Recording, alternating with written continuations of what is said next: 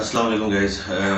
आज मैंने कोशिश की है कि अपनी जितनी सॉर्ड की कलेक्शन थी, सारी तो नहीं, जो ख़ास खास मेरे पास चीज़ें थी तलवारें थी, उनकी मैं वो कलेक्शन दिखाऊं और साथ उनके बारे में थोड़ा थोड़ा बताऊं कि किस किस्म की तलवारें होती थी और क्या क्या उनके यूज़ थे। स्टार्ट करते हैं जी इंडियन से। ये मेरे पास इंडियन सॉर्ड है, ये वाली, जिसे हम तलवार भी कहते हैं। नॉर्मल ज़बान में तलवार बोलते हैं, सॉर्ड है ये, इंडियन सॉर्ड है ये। इसमें आप देखेंगे ये हैंडल ग्रिप बनी हुई है। इसका थोड़ा सा ये ब्रॉड ग्रिप कहते हैं, इसका थोड़ा सा बड़ा इसका हैंडल है, वरना नॉर्मली जो है वो इंडियन सॉर्ड में छोटा भी आता था, क्योंकि बात मशहूर थी उस दौर में कि इंडियंस जो हैं जो फाइटर थे उनके कद थोड़े से छोटे होते थे, उनकी ग्रिप और फिर ये भी थोड़ी टाइट इसलिए होती थी कि जब आप लड़ रहे हो तो आपके हाथ से ये तलवार गिरे नहीं या छीने नहीं, चोट लगती, ऐसे आपस में टकराती थी तो गिरे नहीं, तो बड़ी सॉलिड ग्रिप इसकी बनाते थे। ये इंडियन है, इसमें देखें ये इसकी गार्ड है आपके आर्म को प्रोटेक्ट करने के लिए। ये इसमें जो आपको डॉट्स नज़र आ रहे हैं ये चांदी की फीलिंग है। अभी शायद आपको दिखा सकें कैमरे में कि इसके अंदर गोल्ड वर्क भी था, मगर वो अब एज की वजह से गोल्ड जो है वो ख़त्म हो गया है। शायद आपको नज़र आए यहाँ पे लाइट में इस जगह पे। तो बड़ी अच्छी डेकोरेशन की थी। हर जो भी सोल्जर था उसकी सॉर्ड जो थी वो, जैसे अभी गन पर्सनलाइज एक आइटम है, इसी तरह पहले सॉर्ड जो थी वो बड़ी पर्सनलाइज थी।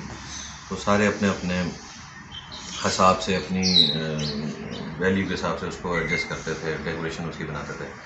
अच्छा, ये ब्लेड भी जो है, ये जो ऊपर आपको एक स्टार से नज़र आ रहा है, ये उस दौर का मेकर्स मार्क था।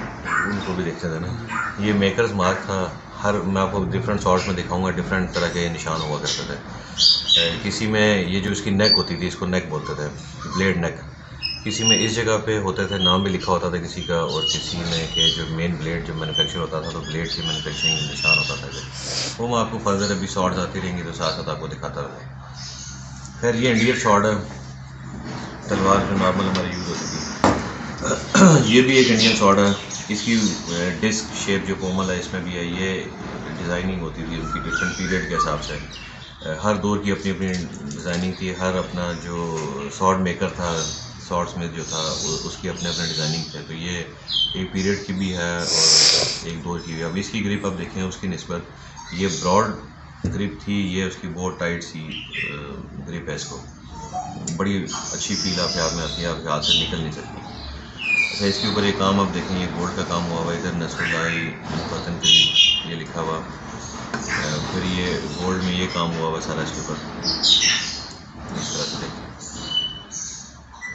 डेकोरेशन की हुई है। अच्छा, एक जो चीज़ मैंने बतानी थी शॉर्ट के अंदर कि अब इसके ब्लेड में देखें, ये एक स्पाइन जो है उसकी एंड पे जाके थोड़ी सी ऊपर कोटती है, जबकि आप इस ब्लेड में देखें तो ये बड़ा स्ट्रेट ब्लेड है। इसमें उस तरह से नहीं उठती जिस तरह से इसमें उठ रही है। इसकी एक ख़ास वजह थी, ये बग़ैर वजह के चीज़ नहीं होती थी। इसकी एक ख़ास वजह थी कि ये वाली, ये एक साइड से आप इसको लड़ाई कर सकते हैं, मतलब इस तरह करके आपने थ्रस्ट करना तो एक साइड से जाता था। और जो ये वाली शॉट थी, ये वाली शॉट जो है इसमें ये यहाँ तक सिंगल एज है ब्लेड, ये आप देख रहे होंगे। एक साइड पे इसकी स्पाइन जो है बहुत ब्रॉड है, यहाँ से आके आगे स्पाइन दोनों साइडों में दो एज आ जाते हैं, डबल एज है ये।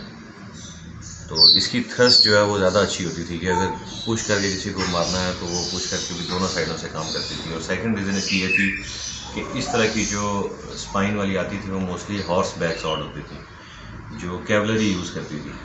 जब आप घोड़े के ऊपर बैठे होते थे तो फिर इसकी वर्किंग जो है उसकी निस्बत बहुत अच्छी होती थी, कट इसका बहुत अच्छा होता था।